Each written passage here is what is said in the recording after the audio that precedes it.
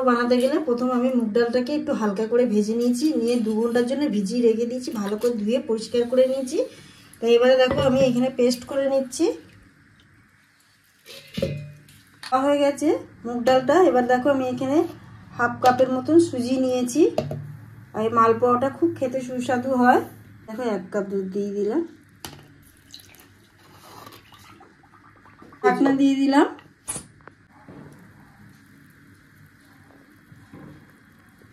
এখানে 1 কাপ চিনি দিলাম, দিয়ে আগে শিরাটা বানিয়ে নেব। 1 কাপ আমি গুড় দিয়ে দিলাম, দিয়ে এটাকে ভালো করে জাল দেবো। আর 1 কাপ জল দেবো, 1 কাপ জল দিয়ে দিলাম। তো শিরাটাকে এখানে বসিয়ে দিলাম গ্যাসে। তো দেখো পুরো শিরাটা রেডি হয়ে গেছে, বোঝাই যাচ্ছে।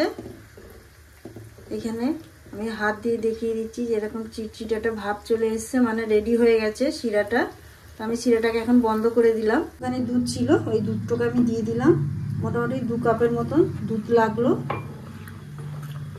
তো এখানে একটু অল্প নুন দিয়ে দেবো, একটু নুন দিয়ে দিলাম। এটা ভালো করে ফাটিয়ে নিতে হবে একটু, যখনই একটা করে দেবে তখন একটু ফাটিয়ে নিলে ভালো হয় জিনিসটা, তাহলে ভালো ফুলবে। আমি এবার কড়াইতে দিচ্ছি, তেলটা গরম হয়ে গেছে।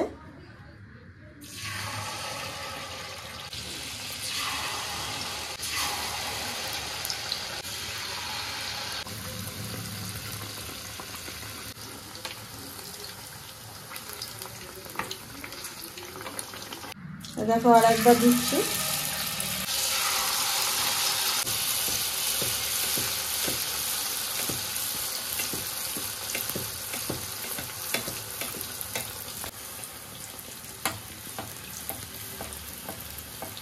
রামনামে দেখো এগুলো উঠে একদম সরে যাবে লুচির মতন।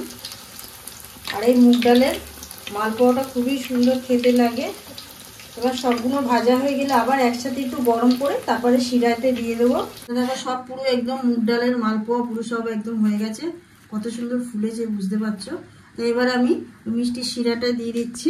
গরম করেছি, দিয়ে দিলাম সব ছেড়ে।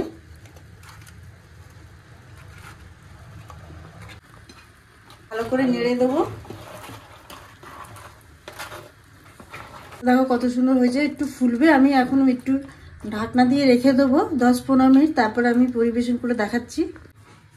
দেখো 2 ঘন্টা পরে আমি খুলছি, কত সুন্দর ফুলে সব টগর মতন হয়ে গেছে। তা আমি থালায় সাজিয়ে পরিবেশন করে দেখাচ্ছি।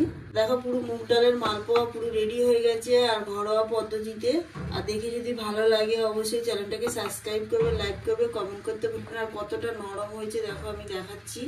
এইখানে দেখো পুরো রসে ভরে গেছে একদম।